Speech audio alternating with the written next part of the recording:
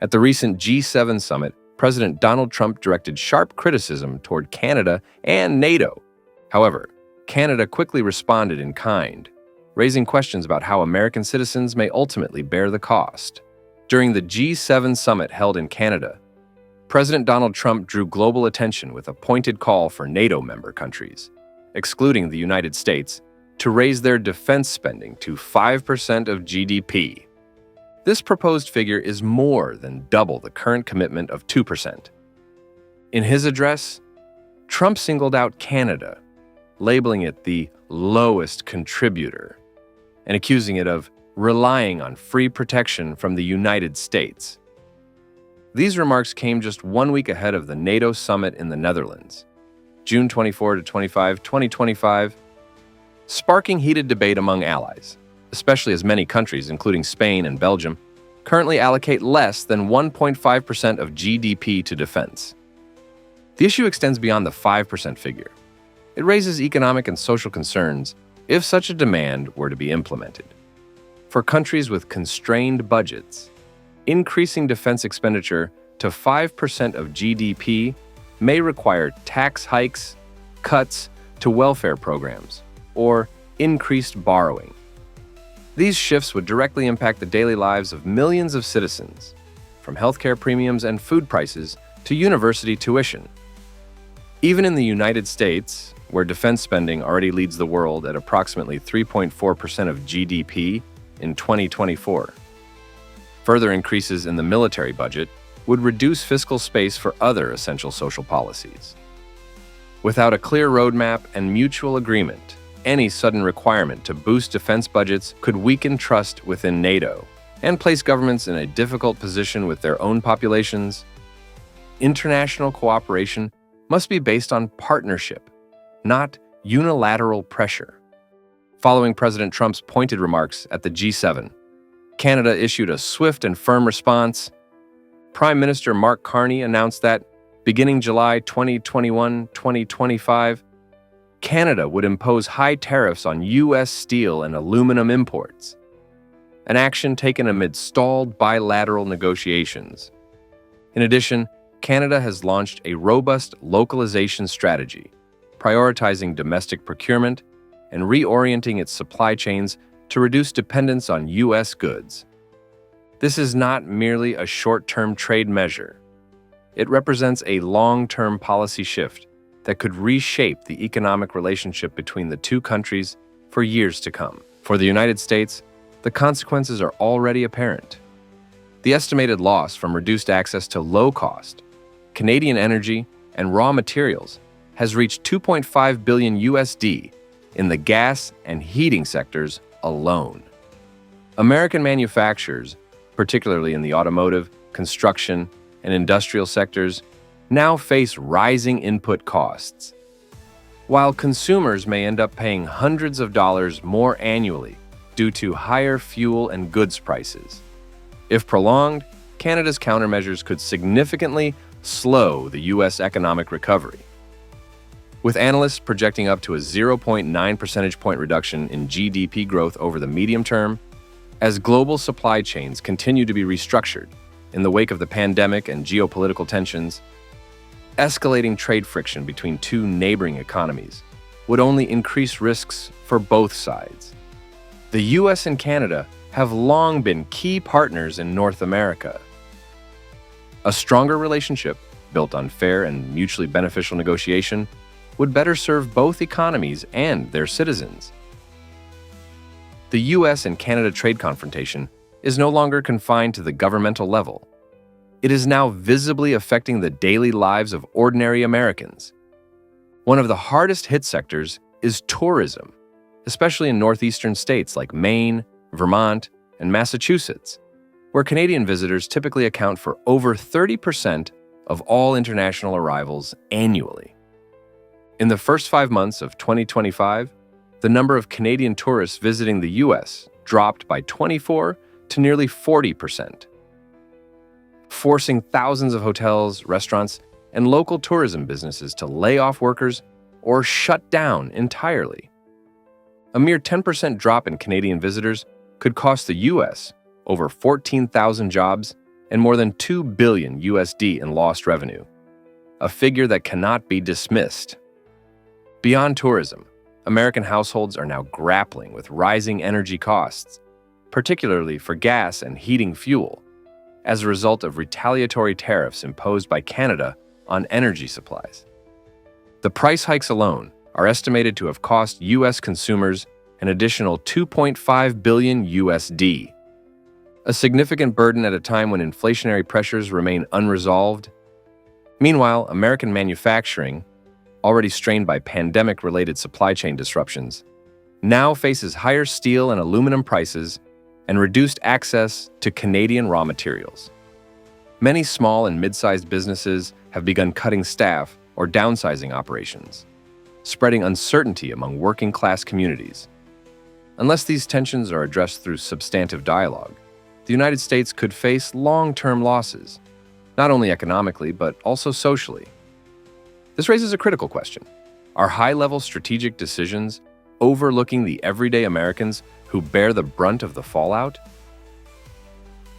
The escalating tensions between the United States and Canada, sparked by firm rhetoric at the G7 summit and spilling into the trade sphere, are now producing tangible consequences across multiple fronts: diplomacy, the economy, and everyday life.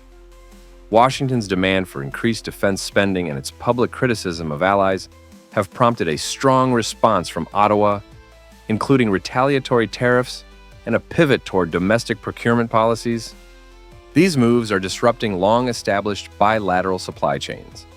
The economic toll is becoming increasingly evident. Billions of US dollars in energy-related losses, tens of thousands of jobs at risk in tourism and manufacturing, and rising costs now burden American households. This is no longer a matter of political posturing. It is a concrete challenge shaped by the real-world consequences of unrestrained confrontation. The question now is whether these two major economies, once close partners, can re-establish a constructive dialogue before the damage reaches an irreversible point.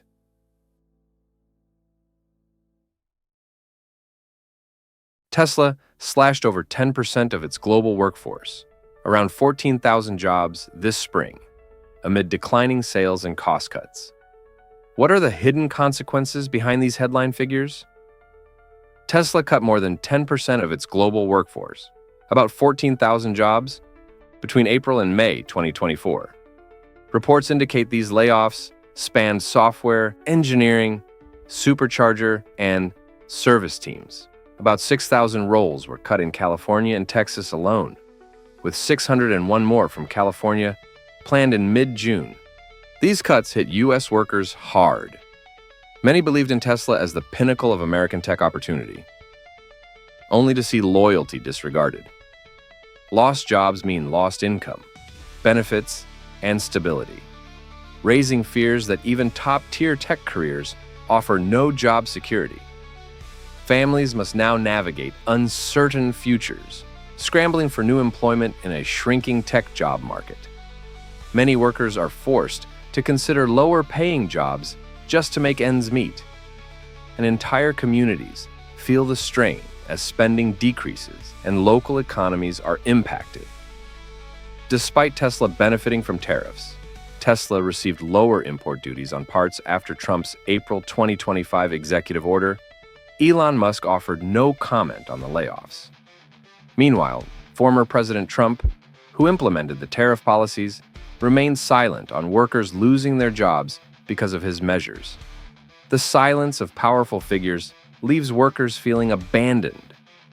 Politics and business collide, while the working class bears the burden. Empty promises of bringing jobs back ring hollow as livelihoods vanish. This growing disconnect between leaders and citizens fuels frustration and mistrust as everyday Americans struggle with unemployment. Many question whether their voices matter, creating anxiety and resentment that threaten social cohesion. Families once hopeful for protection now feel overlooked and unheard. Employees describe Tesla factories as meat grinders, citing intense workloads causing fainting, dehydration, and injuries from high-speed machinery. Numerous workers reported racial slurs. Over 100 complaints involved managers using derogatory language. Some dismissed workers weren't allowed to ride company shuttles, forced to walk miles to public transit. State-of-the-art electric vehicles stand on a foundation of suffering. Workers face physical harm, psychological trauma, and humiliation, all to keep production humming. This raises urgent questions about ethics in America's green tech push. Trump-era import tariffs have driven up U.S. food prices by 25 to 100% as of June 2025. Salmon, coffee, wine, olive oil, beef, tomatoes, all saw spikes. The auto industry lost up to $80 billion, and tens of thousands of jobs vanished. Tariffs on chips, rare earths, and auto parts disrupted global supply chains. In retaliation, Canada, Mexico, China, and the EU slapped high tariffs on American exports, making U.S. goods less competitive and worsening unemployment. Everyday costs are soaring. Groceries, fuel, electronics become luxury. Real wages shrink. Healthy meals wane as families cut costs. Workers in trade-exposed industries face layoffs. The American dream is under serious strain. Canada is emerging as a powerhouse in North America, quietly transforming trade and industry while the U.S. faces mounting challenges. What hidden shifts are pushing American jobs, investments, and opportunities north of the border? Canada is quickly building a comprehensive manufacturing empire, attracting massive billion-dollar investments from global giants like Volkswagen, Stellantis, and GM. Ontario and Quebec have become hotbeds for EV battery and material plants, with Volkswagen's St. Thomas Gigafactory alone receiving a record-breaking 13 billion Canadian dollars in government support, as reported by the Globe and Mail in May 2025. This marks a historic turning point for Canada's auto sector, shifting the industrial spotlight northward. For U.S. industrial states like Michigan and Ohio, this new reality means job cuts as car makers and suppliers shift production across the border. Thousands of manufacturing jobs are moving, leaving American workers and communities facing growing uncertainty about their economic future. The U.S. now relies heavily on Canadian sources for key minerals, such as lithium, nickel, cobalt, and rare earths, crucial for EVs, smartphones, and advanced weapon systems. Under the U.S. IRA law, car makers only get tax breaks if minerals come from FTA, partners like Canada, making Ottawa a strategic supplier. In August 2024, the Pentagon made headlines by investing $20 million in a cobalt refining facility in Ontario, according to Bloomberg, a move described as unprecedented in defense supply chains. If Canada controls the mineral flow, the U.S. faces higher risks of production, delays for EVs and defense tech. Disruptions could hit American industry and energy security directly, causing price spikes, slower innovation, and threats to domestic jobs. Ottawa has signed more than 10 major trade agreements beyond the USMCA, including deals with the EU, UK, ASEAN, and CPTPP, opening access to over 1.5 billion consumers.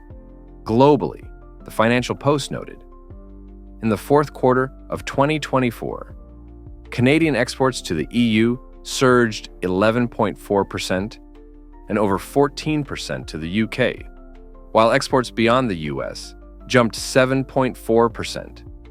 Meanwhile, U.S. companies are trapped by retaliatory tariffs and complex export rules, struggling to stay competitive. U.S. goods are losing market share, with supply chains disrupted and investors favoring Canada as a gateway to global markets.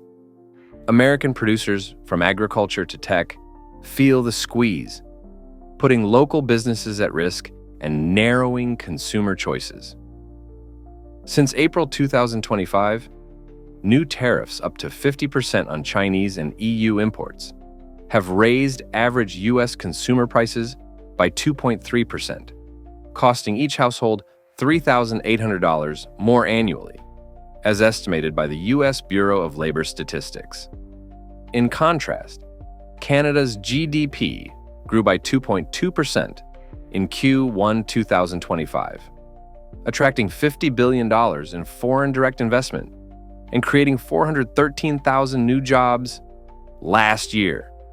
Retailers like Costco have rerouted supply chains through Canada to dodge tariffs, illustrating a shift in North American commerce. For Americans, higher prices, stagnant wages, and the loss of quality jobs are becoming the new normal. As manufacturing strength drains overseas, U.S. communities face lasting economic challenges that threaten long-term prosperity.